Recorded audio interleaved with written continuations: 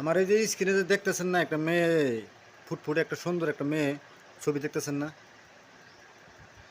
এই আজকে এই ভিডিওটাই এই মেয়েটারে নিয়েই কম। এই মেয়েটারে নিয়ে আজকে আমার ভিডিও। আপনারা ভিডিওটা বেশি করে শেয়ার করেন। আমি তার বাদে কইতাছি, মূল কাহিনীটা আমি কইতাছি। মায়ে নাকি মানে সন্তান মাইরা ফালাই দিছে, মায়ে তার বাচ্চা মাইরা ফালাই দিছে। 7 বছরে একটা কন্যা সন্তানকে মায়ে মাইরা ফালাই দিছে সামান্য 20টা টেহার নিকে। 20টা টেহা মানে না কইয়া নিয়ে মানে হদায় খাইছে দিকে মায়ে মানে সন্তানটাই মেরে ফেলাই দিছে। জাস্ট আপনি একবার চিন্তা করে দেখেন, এই ধরনের মাওদের কি করা উচিত।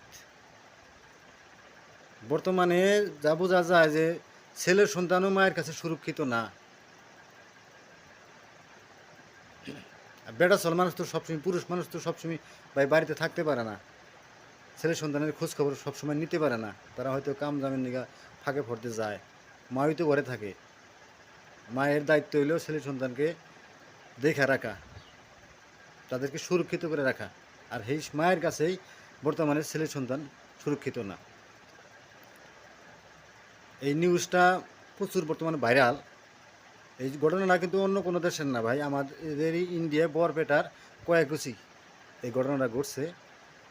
স্থানীয় মানুষের কাছে যেটুকু মানে শুনলাম, নিউজে আলাই জিজ্ঞাসা করছিল, যারা বলতেছে এর আগেও নাকি মেয়েটা বাচ্চা মানুষ মানে মায়ের দুধ দুধ খাইতে গেছিলো দিকে মানে হয়তো কিছু করেছিল, যার জন্য জিবাটা কেটে দিয়েছে। চিন্তা করেন আপনি, কতটুক পাষাণ একটা মাও, মেয়ের জিবা কেটে দিয়েছে।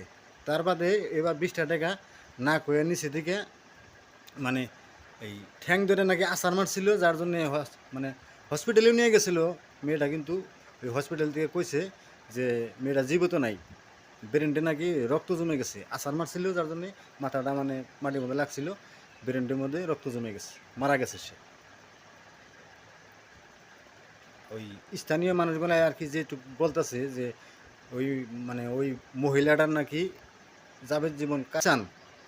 এই বস্তুটার পর আপনাদের মতামতটা কমেন্ট করে আপনারা জানান যে মহিলাটার আসলে কি হওয়া উচিত।